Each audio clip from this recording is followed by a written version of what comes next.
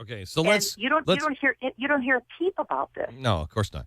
Let me take you here, because one of the more controversial things is you say Anthony Weiner's wife has connections to the Muslim Brotherhood. Now, this is important because she works for Hillary Clinton. Well, she is the chief aide to the Secretary of State. And we quoted from a document, and this has been well reported all across Arab media, that her late father, who's now deceased, was a part of the Muslim Brotherhood.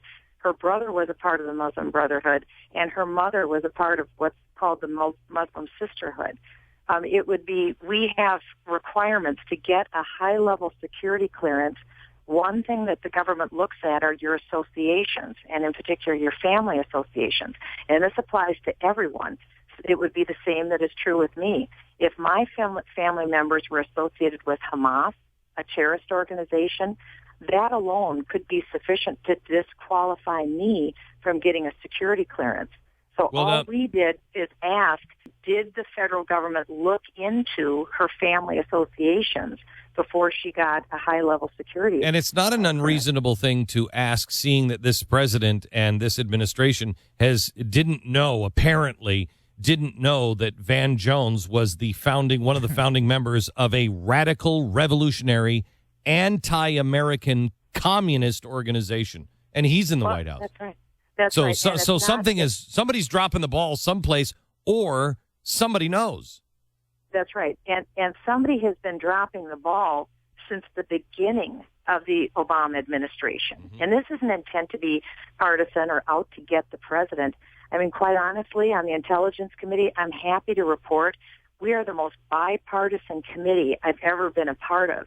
And with all of these unprecedented leaks that have been coming out from our federal government, all of which, by the way, undermine Israel and Israel's ability to defend herself against a nuclear Iran, we are, with one voice, Democrat and Republican, outraged by these leaks that are coming out of the administration. Never before in the history of the country have we seen this level of leaks coming out.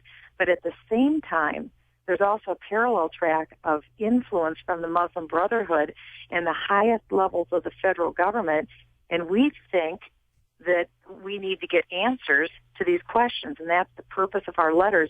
We're asking that the inspectors general answer these questions, and Keith Ellison is trying to shut these questions down from getting addressed. I'm really tight on time, and I want to hit a couple of other things.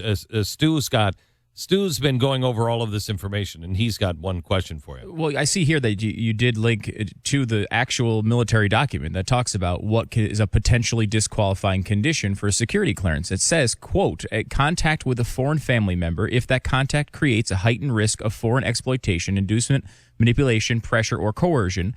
Then goes on to say the subject's closest and most frequent contacts are the ones most likely to present a security risk. And you're talking about both her father, who's now deceased, her mother, and her brother. So I think the media seems to be holding you to this standard that you have to have this case completely proven, when it seems like what you're saying is there a legitimate process question? Are they actually asking these questions before handing out these clearances? Right. This has been, your links in your footnotes, and they're down, by the way. I don't know if you know that, Michelle, but the Al Jazeera links that you put in, and you said, here, go find the story on Al Jazeera. They're broken links now. We can't get to them. Oh, really? Oh, yeah. So we're going to need to... Maybe we can go in the past and dig them up so that we can resurrect them. We're going to have to get them because they've either been scrubbed or they're being hammered, by so much traffic, which I highly doubt. But so that's you. You have links showing that in Al Jazeera's own coverage. Well, these links were up as of last Friday. They're not. I wrote the letter and we got it out by midnight last Friday night, and the links were up last Friday. Yeah, so they've taken them down. I will tell you that's not unusual. As we've followed these stories like this, that's really not unusual anymore. Well, that's even more reason why we should be looking into this. Yeah. Let me just say this, and then one more quick question. I just wrote a letter to the president of my company for the Blaze. And he's in charge of all content. He's kind of our news, our Uber news director, if you will. He's the president of content. And I just said, we know the truth on this story. We have had this for a while.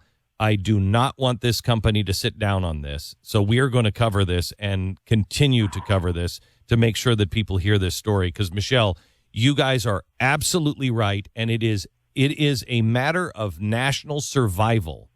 Let me ask you national security. Let me ask you one quick question.